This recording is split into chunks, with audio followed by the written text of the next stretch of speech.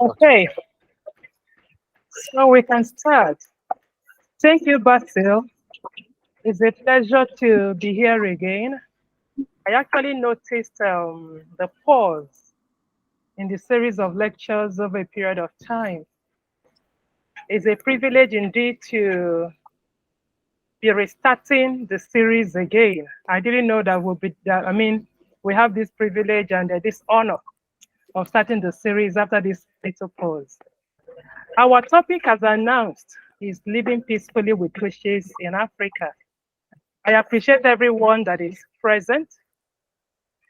I want to say that I took this topic from our newly published book, Witchcraft in Africa, Meanings, Factors, and Practices, which was published mid-March this year by Cambridge Scholars Publishing. I edited the volume with two friends, members of the African Humanities Research and Development Circle, Drs. Elizabeth Onogu, who may be joining us later, and Chukwuemeka Agbo. Papers in the volume were presented at a conference with the same theme in November 2019. Dr. Agbo will tell us more about this angle of the project.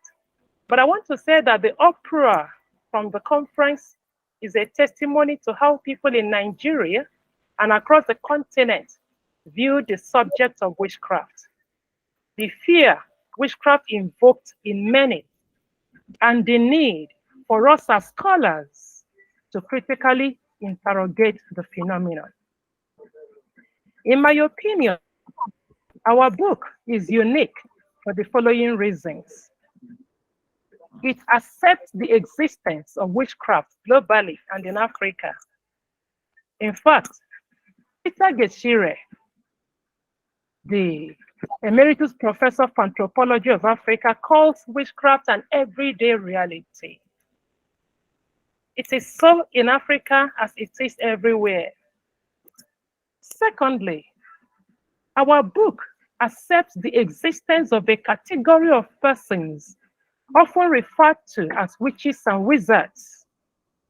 Aligned to this fact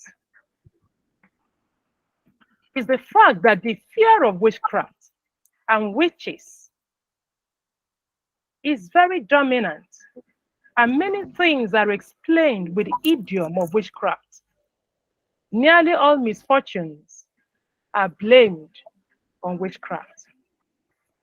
Our book also recognizes that scholarly investigation into the concept witchcraft has run through several centuries.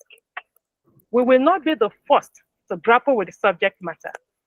Interestingly, the more scholars have studied this phenomenon, the less humanity seems to understand it and what it's all about. We can say that it has evolutionary tendencies, in the sense that how a certain generation understands the concept, differs from how another generation says it.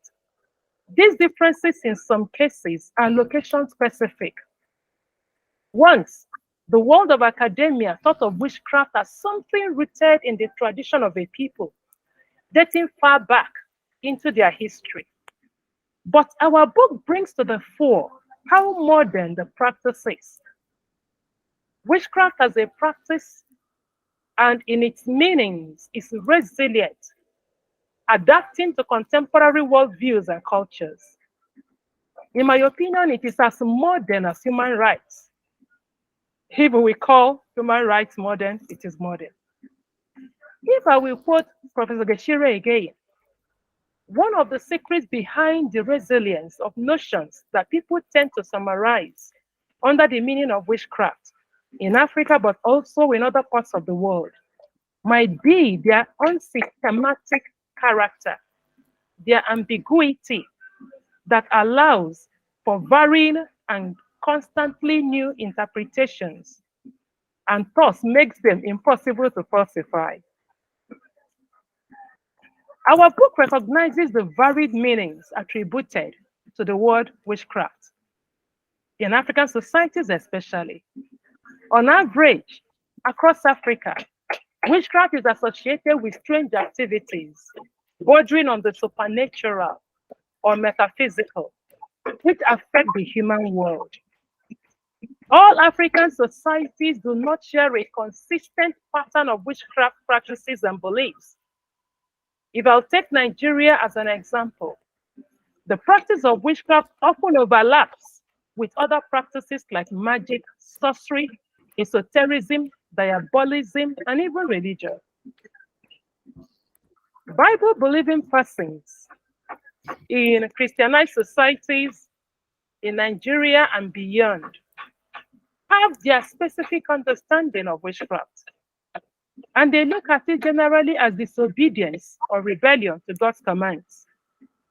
They base this on the story of King Saul in 1 Samuel chapter 15, which reads, "For rebellion is as the sin of witchcraft, and stubbornness is as iniquity and idolatry."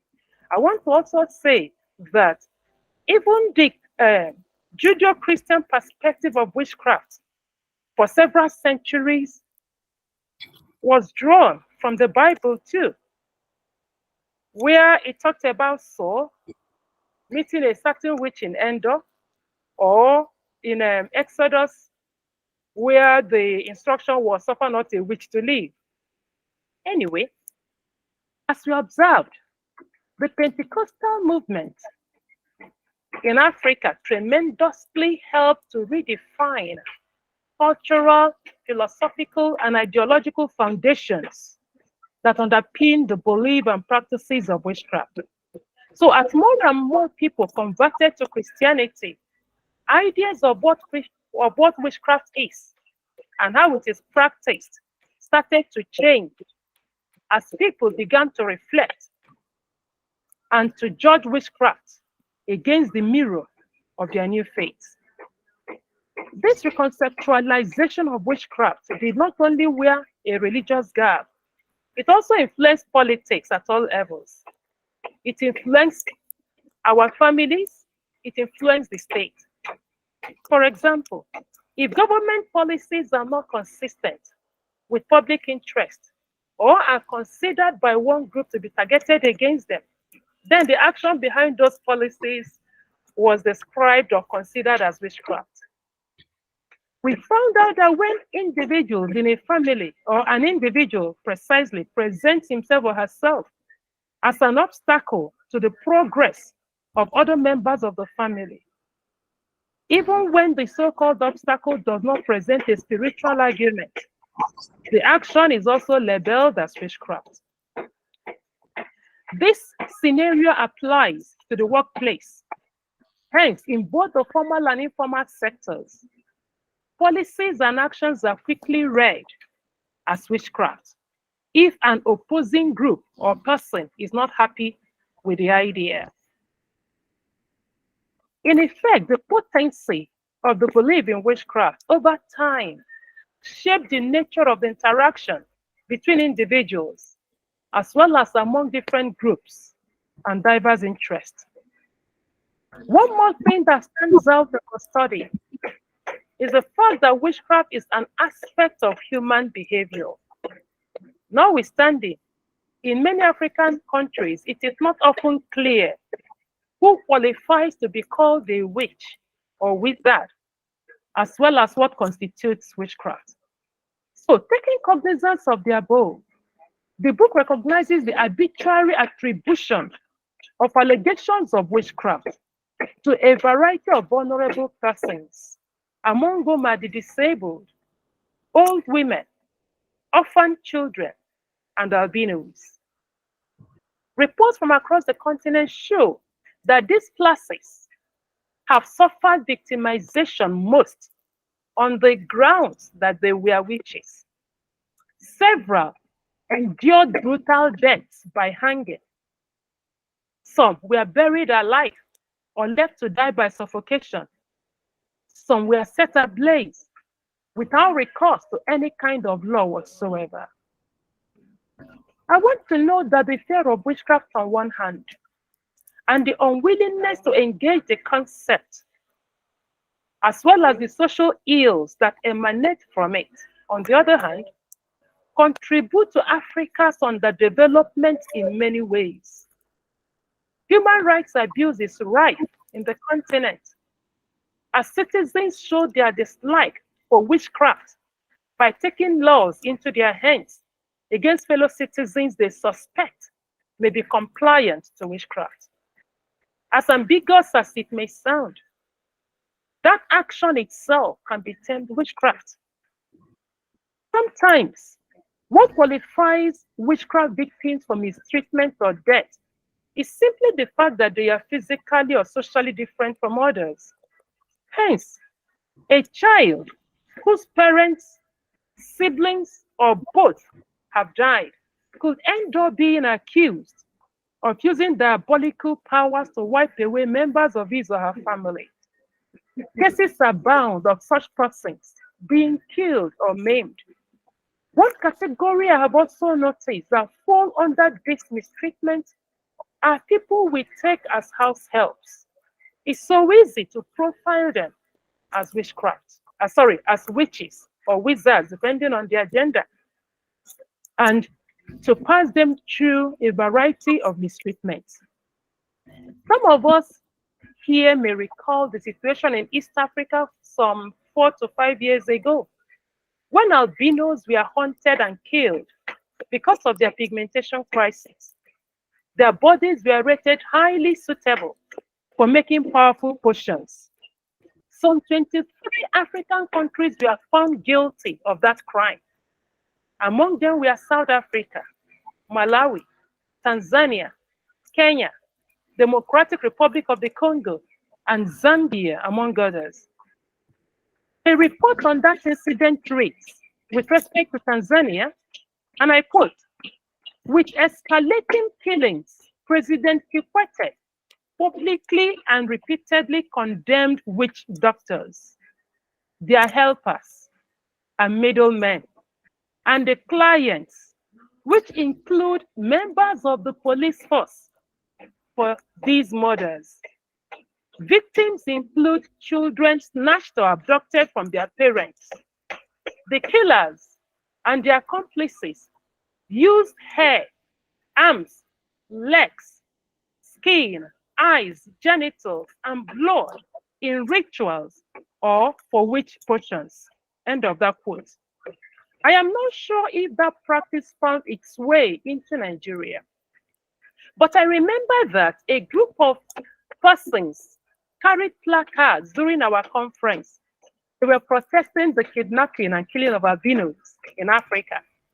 When I checked on the internet on the treatment of albinos in Nigeria, it yielded discrimination and absence of official policy for their welfare. But it didn't talk about killing them or lynching them. However, it could well have happened and went unreported. Let's also not forget the sad practice of ritual killings in the continent. Countries found guilty of ritual killings include Nigeria, Uganda, Swaziland, Liberia, Tanzania, Namibia, Zimbabwe, Mozambique, and Mali. We cannot deny that ritual killings fall within the broad practice of witchcraft. They contravene the African Charter on Human and People's Rights, as well as other human rights instruments. When we destroy our population in these ways, we waste a useful workforce, if nothing else. We kill our Einsteins and Stephen Hawking. We don't know who the next genius may be. Was it that child that was lynched because the parents died or the siblings died? Or was it that albino that was lynched because a police officer somewhere wanted to make a powerful potion for protection? We actually fight ourselves.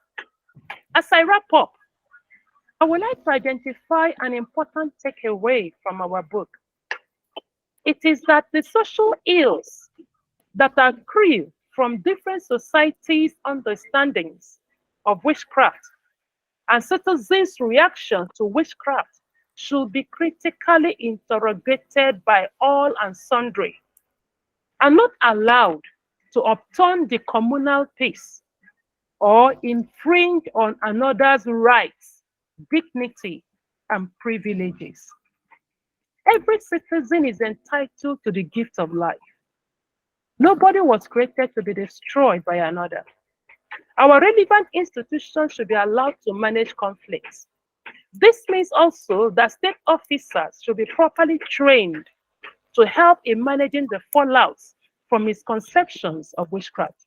And that's why I like the ICERM, the work it's doing in conflict resolution across cultures the world over.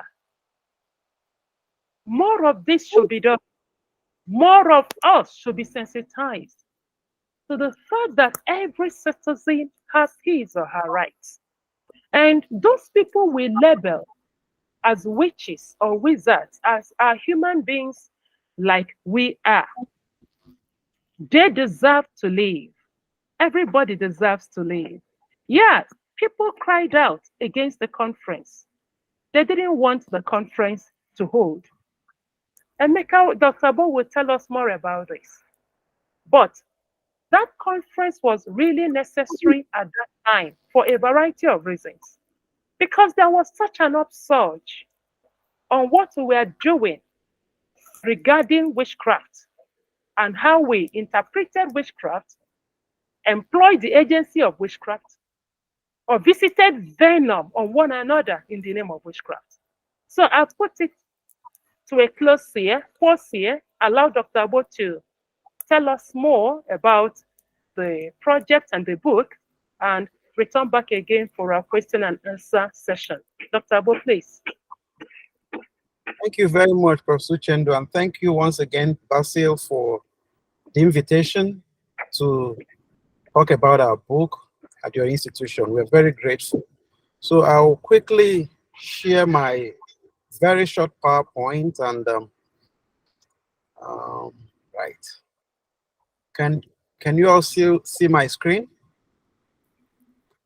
We're beginning to, okay, yeah. Okay, right. Okay, so I'm going to skip some parts of the PowerPoint because Professor Uchendu has touched on them. But this is just the cover of the book that has been released, and we hope that some of you may find it interesting enough to get a copy for yourself and for your friends. But then the question we need to ask ourselves is it still possible to say something new about witchcraft? Because many of us, especially from around the continent, can attest to the fact that you started hearing about witches probably since you were born, or since you began to understand social conversations. I would rather put it that way. So when somebody in the 21st century wants to hold a conference or do a book project and it's talking about witchcraft, I want to believe that one of the first thoughts that would come to us is, what is it again about witchcraft that that we've not learned over time? And this book is one of those scholarly efforts to point our attention to new and evolving developments on this subject that people do not always take cognizance of. For instance, the editors and the contributors to this volume address the subject of witchcraft from various disciplinary lenses, highlighting the complexities, the issues, and challenges in contemporary Africa that are caused by the belief and practice of witchcraft. Some of them Professor Uchendu already highlighted. So when we address these complexities and highlight them, we begin to reimagine the subject, and we begin to look at this subject from a new lens that society over time, because most of what we learned over time growing up, it's about the spiritual angles to witchcraft and about the things that people have to do, the spiritual things that they have to do to probably harm their targets and stuff like that. And number two, the editors and contributors write from direct experience of living in communities where witchcraft is an everyday reality.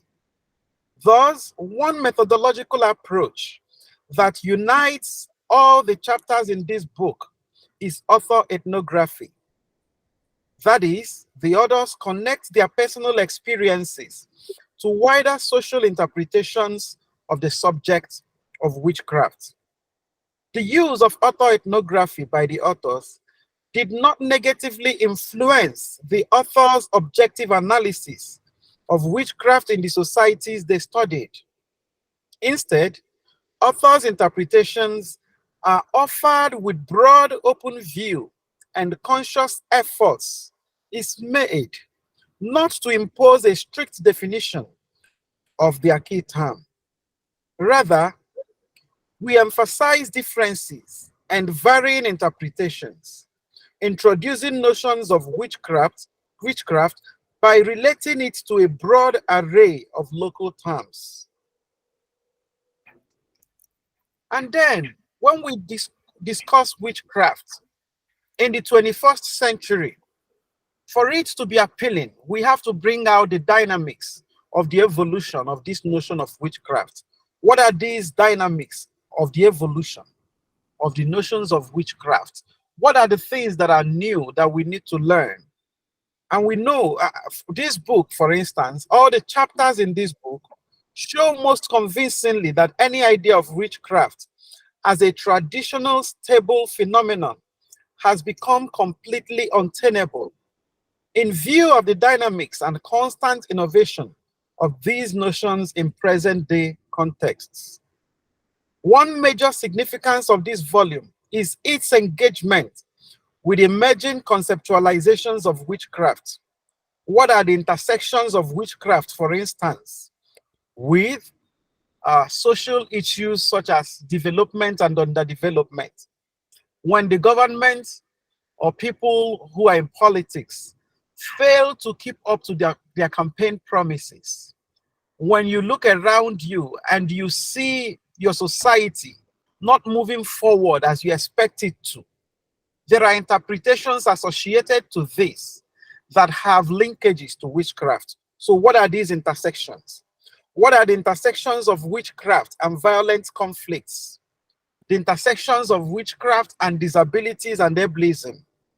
The intersections of witchcraft and gender inequality? Why is it, for instance, that in most cases, it is women and children who suffer witchcraft stigmatization more than men?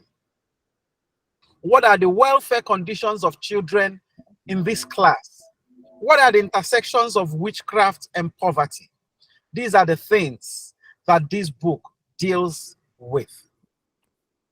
Interpretations of witchcraft in the workplace is another thing that we try to highlight. How do people interpret the relationship between a superior and a junior officer? How do students in colleges and high schools interpret academic failure when they fail to do well in an exam? Some people do not see this as the test of the knowledge they gain through the semester, or the lack of preparation on their own angle for that exam. Some people will outrightly interpret this from the angle of witchcraft. There is somebody somewhere doing something to affect me. And in some cases, they actually will find justifications for this. For instance, in my days in the university, I had a friend who went to night classes with us, did all they studied with us. We did everything together. But every time the results came out, he failed the exams. We studied together. We shared our ideas and thoughts together. What was it about this friend of mine that always pushed him on the wrong side, that he didn't want to find himself? Some people will interpret this as witchcraft and will approach it differently from those who interpret it as perhaps I didn't do well enough. Perhaps I wasn't prepared as I should have. What is it about people who experience delay in getting married? How do they interpret this? These are the kind of things that this book engages with. And then, in a society where witchcraft is an everyday reality, is it not surprising that there are people still in the same society living in denial that there is witchcraft, that it exists, that there is a category of people referred to as witches and wizards? As we speak today in Africa, some people do not believe in the phenomenon of witchcraft. Why is that? This book again engages with such things. And this brings me to talk about the reactions, what I call the stormy reactions that greeted the announcement of the conference that produced this book. About 2 months or barely a month to the date that the conference was scheduled to commence, there was an uproar across the country, especially in the eastern part of Nigeria. People didn't want the conference to hold. And when I say people didn't want the conference to hold, it was both academics and people outside of the academia. Several interpretations were given to this. Majority of the people blacklisted this as a gathering of practicing witches and wizards and an attempt by the organizers to spiritually seed the University of Nigeria to witchcraft, an attempt to pollute the land, attract God's wrath, as well as a smokescreen to blindfold and initiate people into witchcraft cults, thus aggravating the social problems of the country. My next slide will show us just a bit of the kind of responses that we received from people in the academia. And I am focusing on highlighting the responses from academics because I thought that if academics could not understand the utility of the conference at the time it held, then we have a problem on our hands on the continent. This is one of them. And obviously you can tell that this was coming from a Christian. University of Nigeria belongs to Jesus. So witches and wizards, no way, no vacancy. This was coming from a professor. You expected this professor to know better. What was the problem? How is it that people are not able to define the lines of their Christian faith and intellectual interrogation? Why is it that people see some subjects as off the mark for academic interrogation? There are some things they think should be interrogated and some things that should never be touched. People in this category, for instance, interpreted the conference as an attempt to primitivize Africa. We were accused of trying to push the continent backwards, that the continent had gone past the stage of discussing witchcraft. Again, people thought that the conference had no relevance in today's world, that we should be focusing on subjects such as the Fourth Industrial Revolution. Some people even made the argument that the conference had no relationship whatsoever with the motto of the University of Nigeria, which is to restore the dignity of man. This is one of the WhatsApp posts by a professor cited below. Take it or leave it. We are aware of who is behind this evil. So we need a conference on witchcraft so as to be educated. Who has bewitched us this way?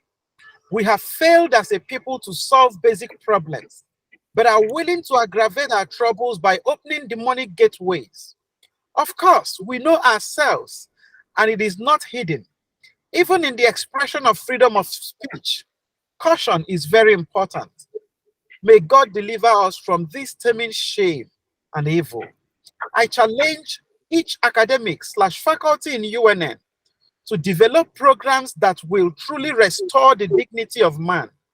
Say no to manipulations, no matter what you stand to gain. This is another one. My dear brothers and sisters, we need to embark on this spiritual battle immediately. And the spiritual battle being referred to here is a spiritual battle in prayers and fasting and other things against the success of the conference.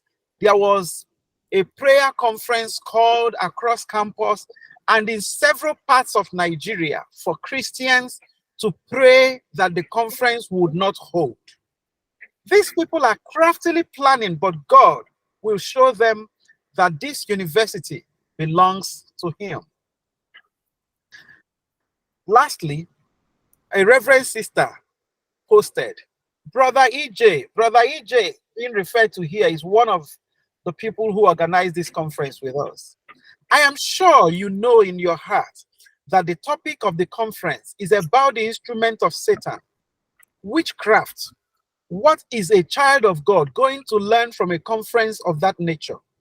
What new thing would you be seeking from a conference on witchcraft, which God in different parts of the Bible hates? Go and learn more about light rather than darkness. Read Isaiah 8:19 through 20. Always seek light from Jesus and attend conferences on Jesus. He has all the knowledge.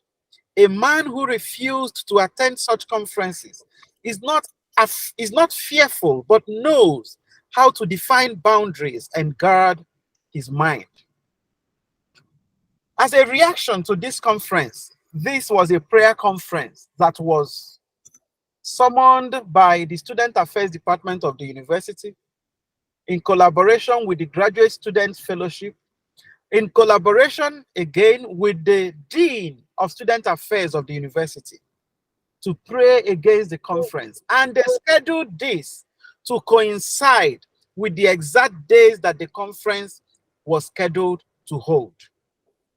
Why would people react to a conference on an issue that affects them on a daily basis this way? This is one of the things that this book engages with. These are posters that we found during this period across the university. People saying several things about the conference, posting them on the streets of the university just to get people to back away from participating. Eventually, given the outcry, the university administration had to step in, and we were asked to change the theme of the conference. We ended up discussing witchcraft, which we had set out to interrogate, but we had to change the caption on the banners and the publicity materials that were out there to dimensions of human behavior. And of course, witchcraft is one of those dimensions. That didn't help as we expected it to, but at least we had the peace to be able to go on with the conference and hold the conference. Final thoughts. As life evolves, interpretations of witchcraft change with it, and these new definitions must be studied. These are the things that this book tries to put out there very clearly for us to see. Number two, there are aspects of witchcraft beliefs and practices associated with new social problems that need to be understood. It takes considerable courage to write about witchcraft, and it will require an equal dose of courage to address the problems that the belief and practice of witchcraft creates. Lastly, there is an urgent need to invest intentionally in balanced education, both in the secular and religious arenas. Demystifying witchcraft is key to making progress in the efforts to get people of different faiths to live together peacefully, as well as ending the rising incidents of violent conflicts that often lead to extrajudicial killings across the continent. Thank you very much. I'll turn it over to Basil for the question and answers. Thank you very much. It's quite an enlightening presentation, and I always remember the era we are in now. I think is the era of local ownership. Local ownership is very important because the question of witchcraft that caused all the negative, responses that you got.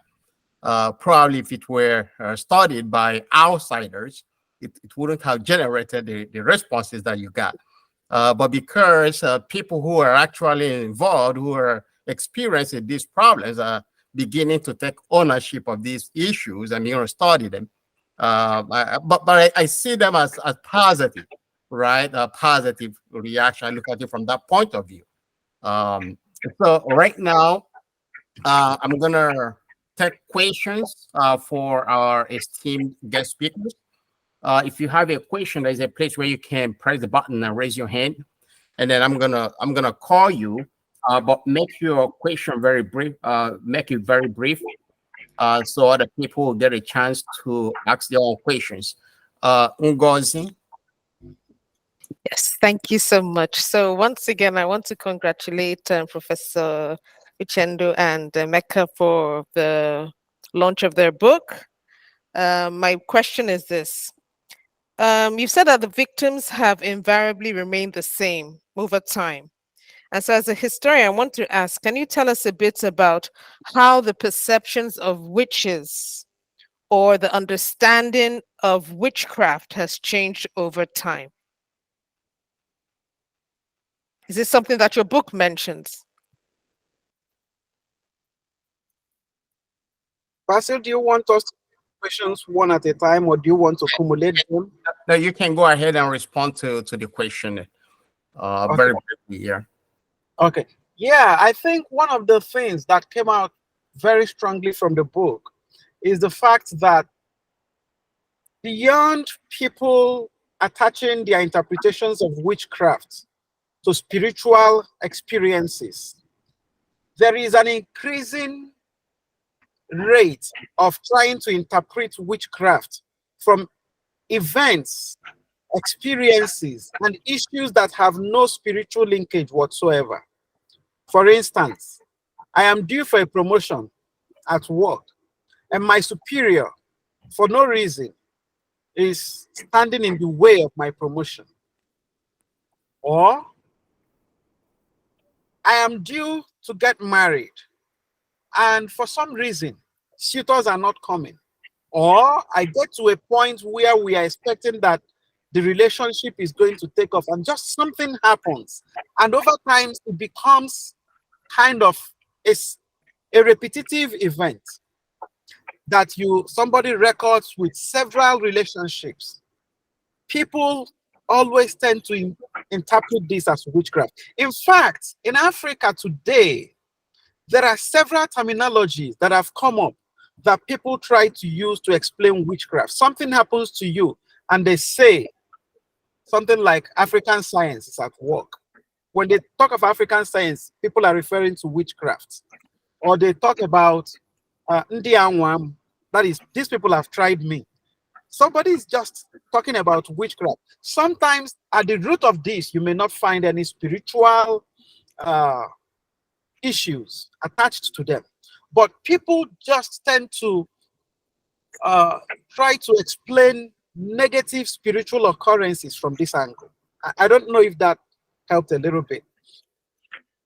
Thank you. So, like, will I say in sum that it's like an escape route for many people? References to witchcraft, yeah.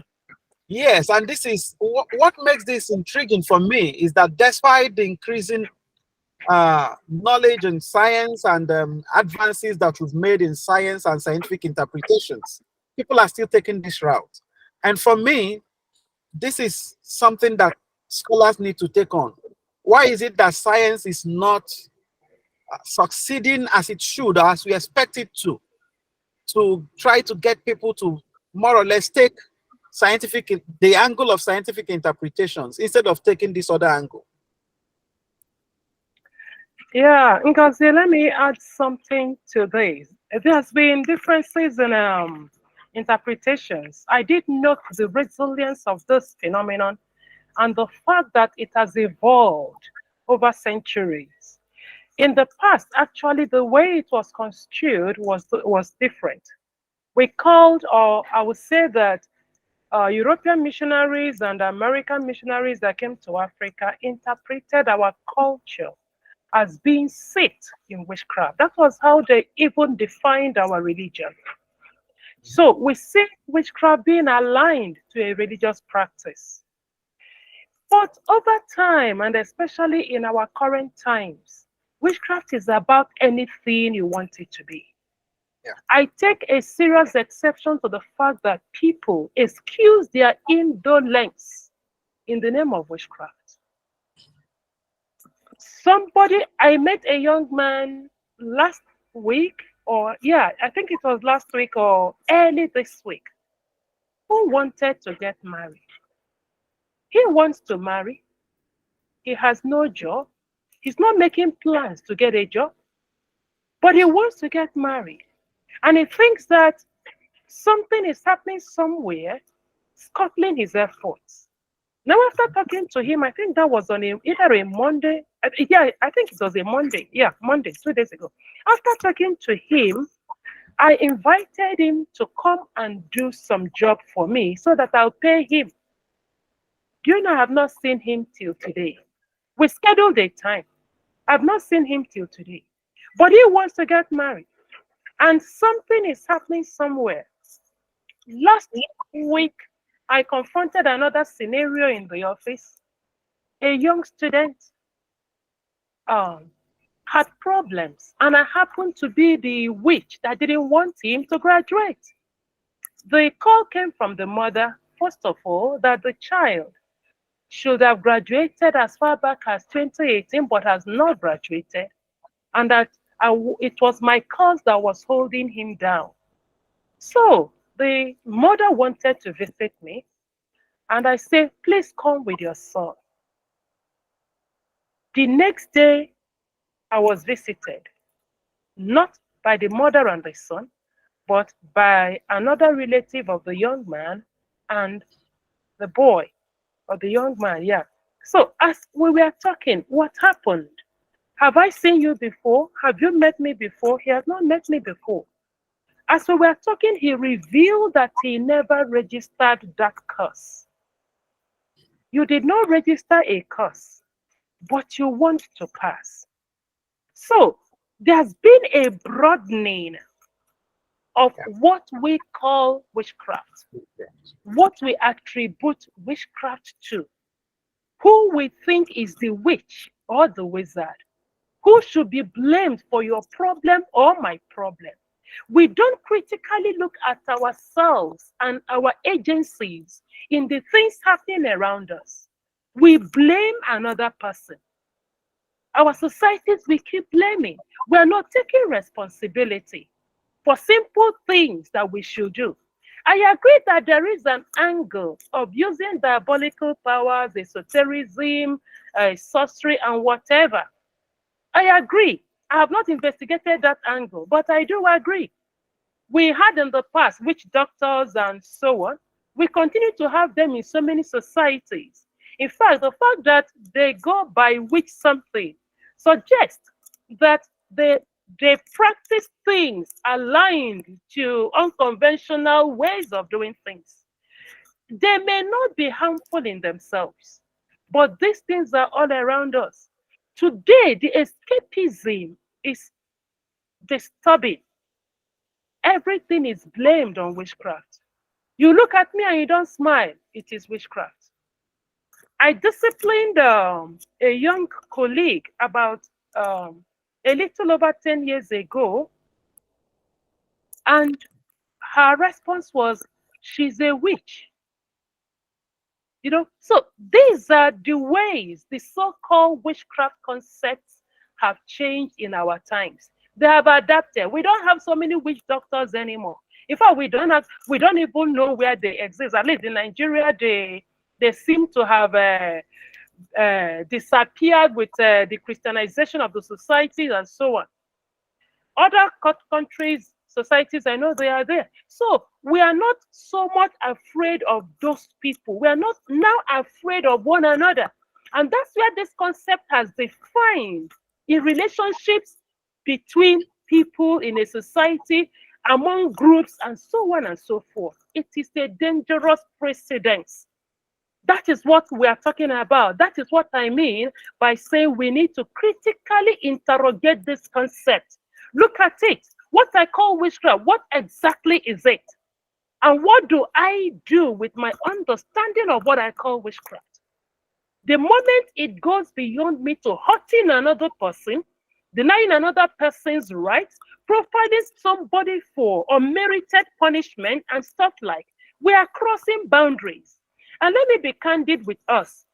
I subscribe to the biblical perspective I mentioned, that witchcraft is disobedience. So it is not the person that uses diabolical powers, the person even that takes laws into his hands to hurt another person. Is that not witchcraft too? Because it's disobedience.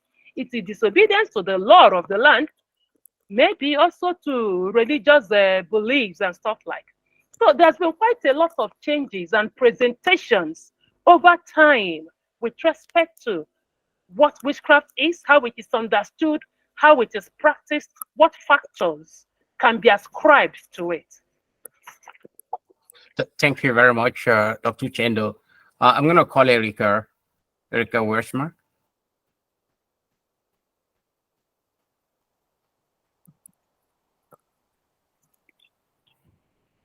Erika, are you still here? I see you raise your hand. Okay. Erika, we're going to wait for you, but I will go to Safa. Safa, you raised your hand before, and you also asked the question there in the chat box. Yes, I typed the question because I thought we were running out of time, but so you can either read or I ask. No, you asked. Okay, so thank you very much. I think this is an amazing work, and I look forward to reading it. I wanted to know whether there are any insights that you would like to share with us on why there was so much resistance and discomfort with a presentation or a conference or public conversation about witchcraft. Yeah, let me say something here before Dr. Agbo takes over. Naturally, the talk of witchcraft invokes fear. We can look at it from our past. In the past, people feared witches, those they call witches. They feared them because of their giftedness in a peculiar way. You know, when somebody has the ability to connect with the supernatural in a particular way, others look at that person as a special person, you know, someone out of the normal, ordinary realm. And again, things we don't understand very well frightens us. That uncertainty is there. So I observed that people were afraid of witchcraft. Actually, it was part of what led us to take on this topic. Dr. Agbo, you will recall the trip we made to Delta State and the conversation that ensued, you know. And when somebody mentioned, and in Nigeria we call him an elder statesman, he was in his 80s, mentioned witchcraft, there was a kind of coldness and a shock, you know. The fear was palpable, as though somebody was there to, you know, one dinosaur is there to swallow us up. I looked at it and I said, wow, this is something to actually interrogate. Why are people so scared about this? So that fear of the unknown is there. And it played out very strongly when we met and decided to do this conference. Let's come together. Let's understand this thing that frightens people. For us, we live in a Christian-dominated area. So we are very familiar with the church programs. If you go to church and you hear a prayer point, witches, wow, the person that is sleeping will wake up and begin to scream. You know, that fear was very powerful. So we decided to look at this thing that frightened people, because what you know, you are not afraid of it so much. You know, you can demystify it. Once you have demystified something, it doesn't threaten you as when you don't know it. So that was the whole idea. And that was what prompted even the title we gave the conference. What does it mean? What practices will you call this? You know, what factors come into play when this is mentioned? So that was, in my opinion, what triggered the reaction. And as the reaction began to unfold, everybody will call the neighbor. Even those who had no reason to be afraid also became afraid. Yeah, I think fear was the major factor. And when you have the opportunity to get the book, Professor Uchendu and I did a chapter reflecting on the responses to the conference, and we dealt extensively with this issue of fear. But there were a few other issues that we identified, and one of them is I would say, the inability of some people to reason for themselves and think critically. And the disappointment that I personally found there was, for me, why would scholars whom you expected to know better fall into this same category of people who do not know that we have a social problem at hand and we need to talk about it, we need to discuss it, we need to demystify it. And it's the problem is witchcraft, and we throw it out there. The attack, we were attacked the most by colleagues. We were attacked the most, and we are still subjects of attack because of this 2019 conference. So it is fear, it is the absence or the decline in critical thinking and reasoning for scholars. And that's why, for my final thought, I said that we must invest intentionally in balanced education. Some religious leaders have also made a business of schooling people on a particular line of thought and would do anything, because for them, as long as they are able to get you fixed along that path, then they have your allegiance. So we should and must intentionally train people to think for themselves, train people to think critically. For me, I think that is the key word, critical thinking. There are several other issues, but for time, I think we'll just stop there. Yeah. I've managed to unmute eventually. If you would still like to hear my question. Yeah, you go ahead, Erica. Good evening, and thank you so very much for your book and for your bravery and courage to have the conference that you had. We didn't know here in South Africa that you had that conference, but thank you for doing it anyway. I actually am a witch, white witch, I would say, and why I say that in particular is I'm also trained as a Sangoma and various other spiritual practices. But I'm just giving them headings so that people understand certain things. And my question to you is this: would you say that a person, or what would make a person seem to be not practicing their spiritual practices, witchcraft, in a way that is beneficial to others?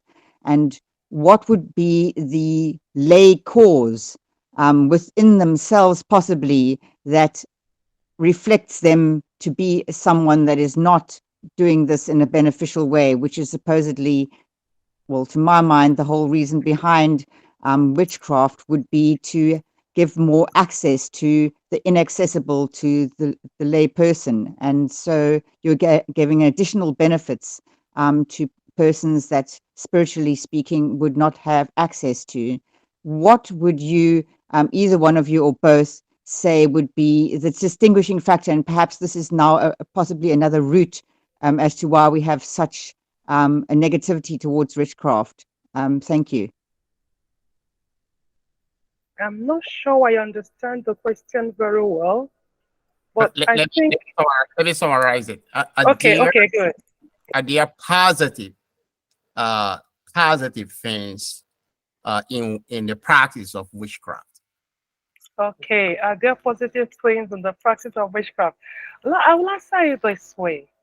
I am not a witch, white or black or yellow or green, so I don't know what a witch will call a positive witchcraft. But I do recall that in the course of the debate over the conference, as people were screaming and shouting, I received an email from a Briton who identified as a witch. He did agree in his email, which I still have, that there's reasons for the fear people expressed, that quite a lot of sinister acts go on within the broad committee of witches and wizards. I didn't press him on that. I invited him to send a paper eventually. In fact, two people actually, but I'm talking about this Breton, really. He didn't get to do that. So, not being a member, I can't tell what is positive in witchcraft or what is not, what is positive. What I know is what people discussed at the conference and other people presented in the book, in their chapters after the conference. We didn't get anybody analyzing white or positive witchcraft for us. I'm actually curious to know how witches can advance the development of Africa.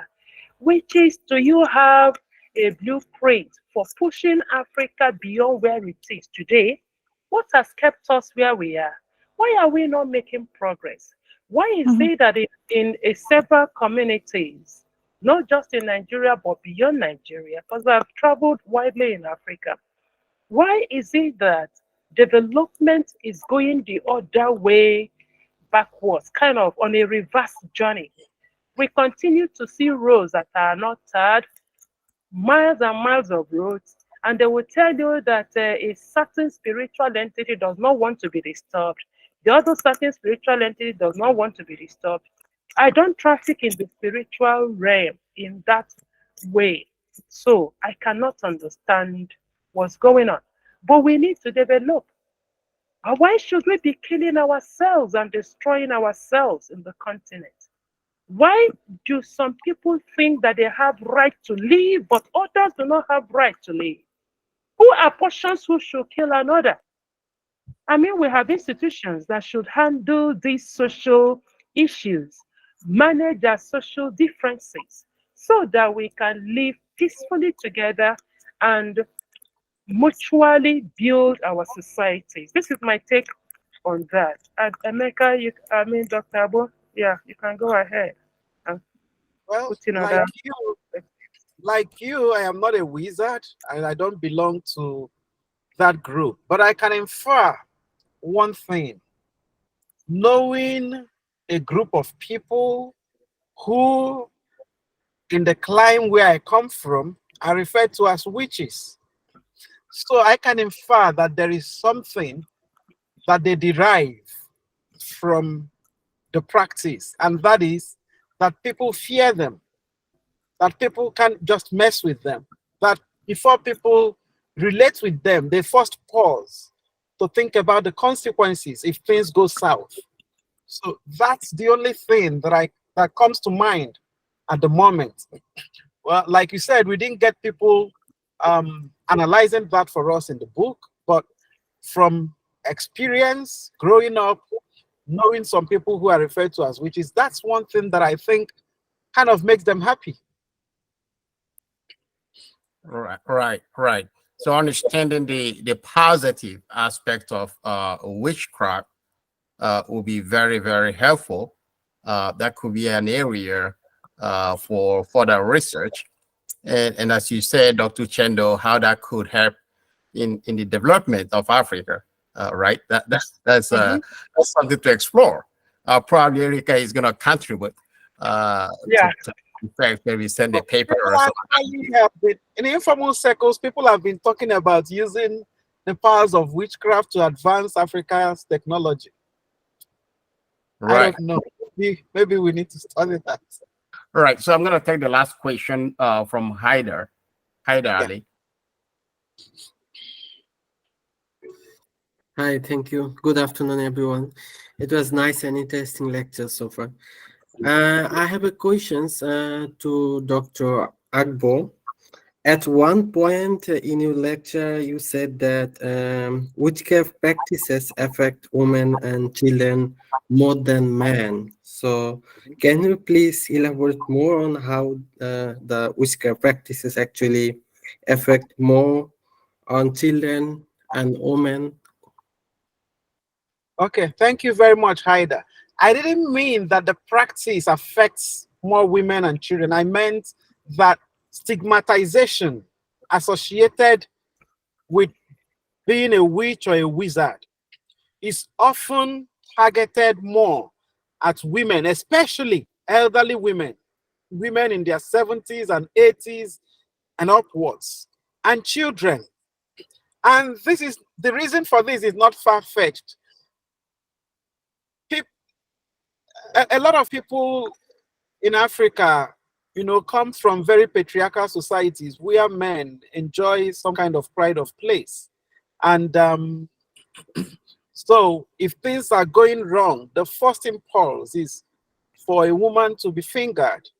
And so if a woman is in a compound or in a family where the younger people seem to be dying and she's still alive, some people will just start pointing fingers at her and start saying that this woman must be a witch because she's using her life she's using the other people to renew her life. And does it happen? Well, people have reasons to believe that it happens. And children, like Professor Uchendu said, face this same issue, especially if they fall under the category of having some kind of disabilities. If you are an albino, several disabilities can just lead to this kind of stigmatization. So it's not the practice per se, it is the stigmatization that people attach to the practice that affects women and children more than it does men. Are there men who have been accused of witchcraft? Yes. But if you try to quantify them, more women and children suffer from this than men. Yeah, thank you. Okay, it seems we have unfortunately we don't have enough time. We've already extended, but I'm gonna call a few people here who have raised their hands. But before then, okay, Erica, I thought you were gonna say something about witchcraft and the positive aspect. I saw you raised your hand again. What do you have something to say, Erica?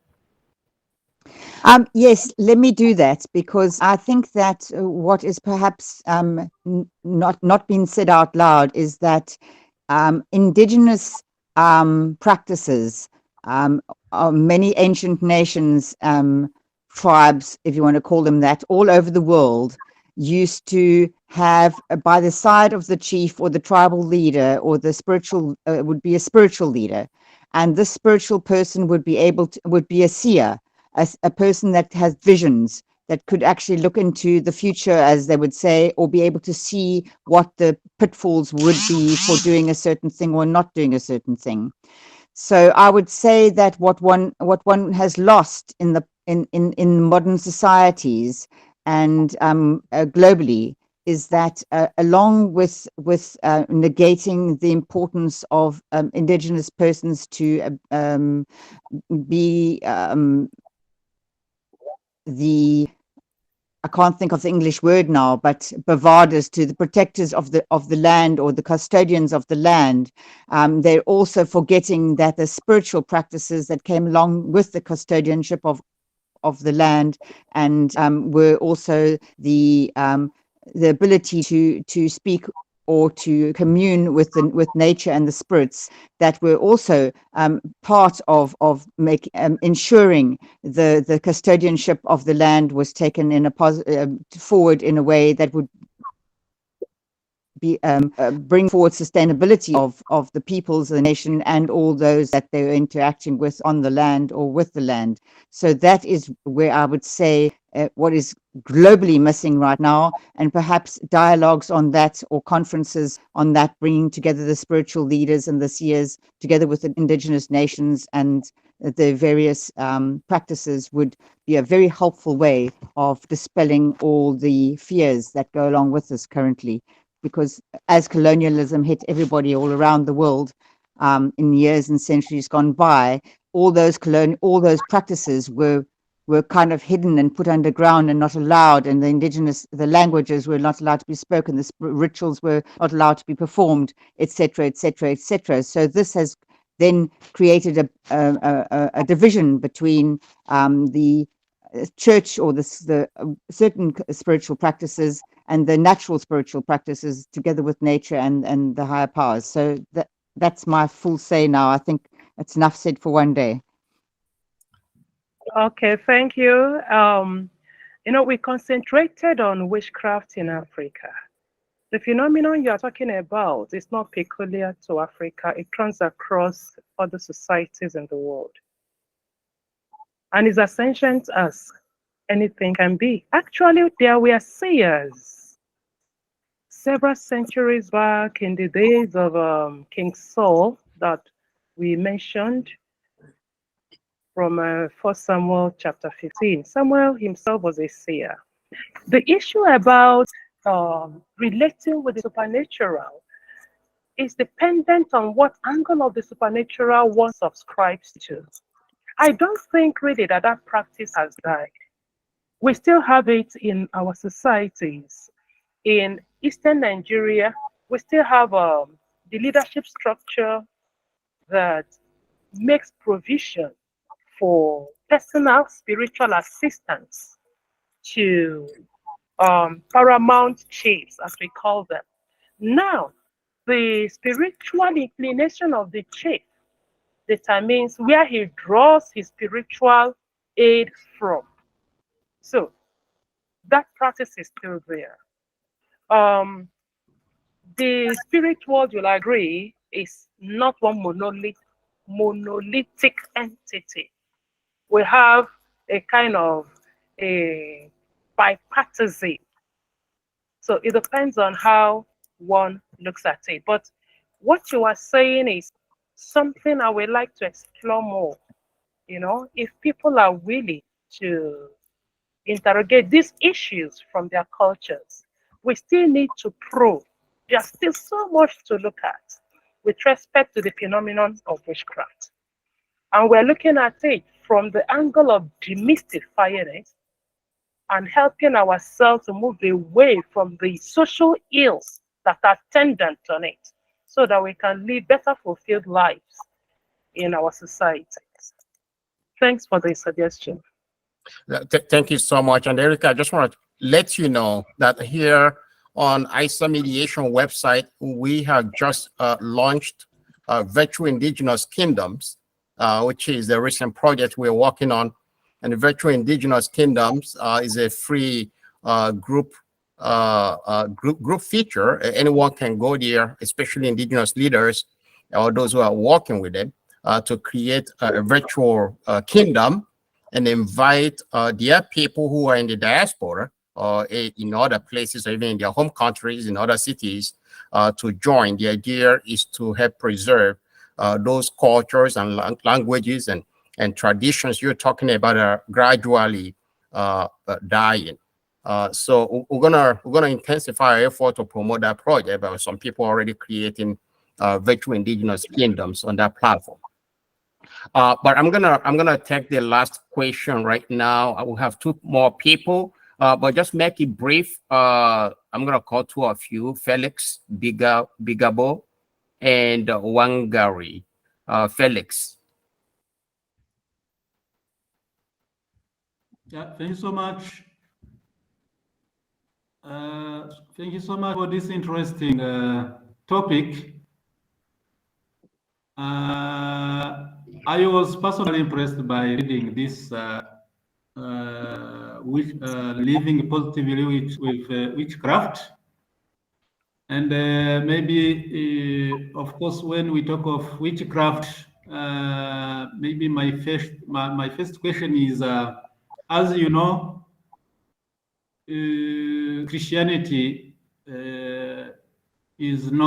was not the initiative from Africans, even if it is worldwide. And I can imagine that maybe some of Africans are still resisting to embed or accept Christianity. And when we are talking of spirituality, so for those who are still using witchcraft, and I can imagine that they are, of course, still relating to the traditional way of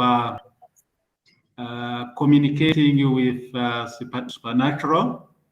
And maybe my question is, how do you maybe relate the fact of persistence of using witchcraft compared to the Christianity? Maybe that is the first question. And also the second one is, of course, we know about traditional healers who are still using different way of healing diseases and whatever by not using modern medicine.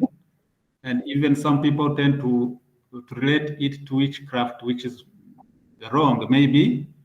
And the question will be, when we talk of living with witchcraft in a positive way, are there some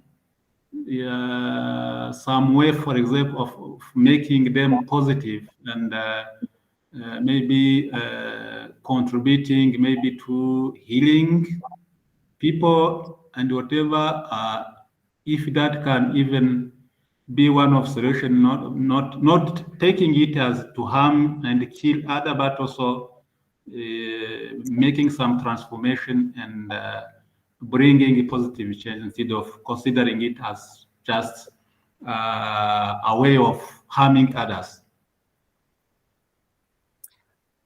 Thank you, Felix. And Felix, you are calling from Rwanda. I just want to make sure they understand where you're coming from. Okay, Yeah, Dr. Thank you. Right. I got the second question. I'm not very sure I understood the first one, but I'll take the second question very quickly. I think the solution to getting to live with traditional medicine men, as they are called here, more peacefully than what the case now is that just as we are doing for witchcraft, there is a need also for scholars to investigate the practice of traditional medicine and document them. Because until people know what is involved, there are still people out there who do not believe that these people just go into the bush and pick herbs and roots and put them together to get medicine. Some people believe that there are some other spiritual incantations that they add to it. And these are belief systems that either needs to be proven right or wrong by academic study. So the only way for me is, just as we are doing for witchcraft, can somebody pick it up as a topic of interest, research it, document it, share the knowledge? Thank you. Thank you. Dr. Uchendu, do you have something to add to that? No, I actually lost you guys on the course of the question, so Okay. I came back on board as Emeka was starting to respond. Okay, so I'm gonna call Wangari. Wangari, you're the last person to ask question.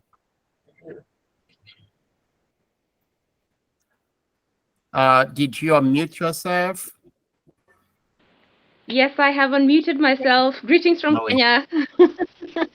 Okay, yes, thank you. I really just acknowledge you for this bold topic, and I'm just like, oh my, how do you even research this and still remain sane and sober? And that's what I'm hearing from you, that it's actually time that as researchers and scholars, we take bold moves for our African region and actually step into researching the things that either have mattered for our societies, but no one wants to touch them. And I'm saying that because even just mentioning the word witchcraft or witch, like in my society, it's like a crime already in itself. So I'm even just envisioning as a researcher, I'm like, oh my, where would I even start? But however, there is a need for that because it interconnects our generations, because it means my ancestry. There is a line where the African traditional medicine man was the one who was treating, and we either lost it or we just didn't move on with it somewhere. So interconnecting the society, I think that's the challenge I'm hearing from you, and I acknowledge you. And I also thank I see EMR for just hosting this, because it's a very bold topic for us as peacemakers. In Kenya, we have old people in certain communities, and especially women, as you pointed out, who, in the 80s, who've been killed in the label of witches. And when it's followed up, it's found to be that it's because they were being, let me say, cleared so that the land can be inherited. So you see, there's something bigger behind it, which is, again, let me say, now coming for us as peacemakers. But because we are not choosing to understand this word, which cannot even mention very freely, then it's causing society to now misuse it. If you'll allow me to probably just ask a question that now comes to this publication, I'm interested to know, as the main researchers and the scholars, I mean, how did you go about doing the research itself? The funding, let me say, required. It would be of interest, because this is now areas, it sounds like an area that's where it's more of interest to us as Africans, probably, let me say, versus the West, but probably there was funding from the West. So how did you go about that, so that as we probably start taking on some more boldly African topics, we probably can borrow a leaf? I thank you. Asante sana. Okay, thank you very much. How did we go about it? We employed our disciplinary research methodologies, and Dr. Agbo talked about that. Did we receive fundings? No, we didn't. For I am already used to self-financing my projects. If we wait to get funding, we will not do anything. We are not in a society where the government values education. There's a crisis in our educational system currently. You may be aware that we went on a strike for more than 8 months last year. Government didn't care. That government is not bothered. So if we are waiting for government that will not finance education in the country to fund this kind of project, I mean, we'll not get it done. So we try to self-finance because of the passion we have for scholarship, and because of the need to also deal with this concept that has become a kind of albatross on the continent. I hope I have answered you. Dr. Agbo, do you have something to add to that? No, you basically touched on it. Just to give examples, I already mentioned orthoethnography. The other thing you might want to do if you want to engage something like this is to do oral interviews. It comes with its challenges, because you would get some people very offended at the very mention of topics like this. So if you want to go through that route, you have to be very skillful at learning how to get people to understand the motive behind what you're doing and getting them to a point where they are relaxed with you and they can trust you enough to share some experiences and divulge information. Yeah, it's something. So I think these are the two that would relate very directly to this topic. And some of them are methodologies you would have to develop in the course of your study, and the experiences you come across would push you in certain directions to look at new ways of carrying out your research to get the answer you're looking for. I will Right. add, that people are kind of opening up on this subject. You know, when you were talking about, you were answering Felix, and you talked about the other side to traditional medicine. I recall an interview I had with an imam who told me how he did his potions and stuff like. I mean, he willingly volunteered the information. Again, I had mentioned the Briton, but he wasn't the only one who talked to me candidly about this. And we have Erica, if I'm right, who has been willing to share her perspective on this. So you don't become afraid. Just make your interviewee comfortable. Tell your interviewee the motives and push up at least the very helpful aspects of your study, and they will understand. Many of them are eager to talk, to share what they know. Yeah. Right. Thank you very much, Dr. Chukwuemeka Agbo and Dr. Egodi Uchendu. We truly appreciate your wonderful insights, your expertise, and the research you've done. For our participants here, the publication they did, the book Witchcraft in Africa, Meanings, Factors, and Practices, was published by Cambridge Scholars Publishing. So if you go to their website or through our website, the link is there. You can get a copy, and the publisher is also very generous to have sent us a code, all right, a coupon code for you to get at a discounted rate. So we're going to send out information to all the people who attended this event and those who didn't attend it, who are affiliated with us, so they can get a copy of this wonderful book. What you have done so far is to open a conversation, inspire further research. Now we're talking about looking at the positive aspect of this, also looking at other traditional practices or indigenous practices, such as medicine, and how this can, in fact, inspire development. And I saw some people talking about the relationship between witchcraft and technology right now, right, in the West. So those are powerful areas that your research probably will inspire us to go into. And I want to thank you for leading this very important initiative. And we will meet again next month. It's going to be on the last Thursday of every month. We're going to be exploring another important topic, but we're going to send an email to everyone who would want to attend to participate.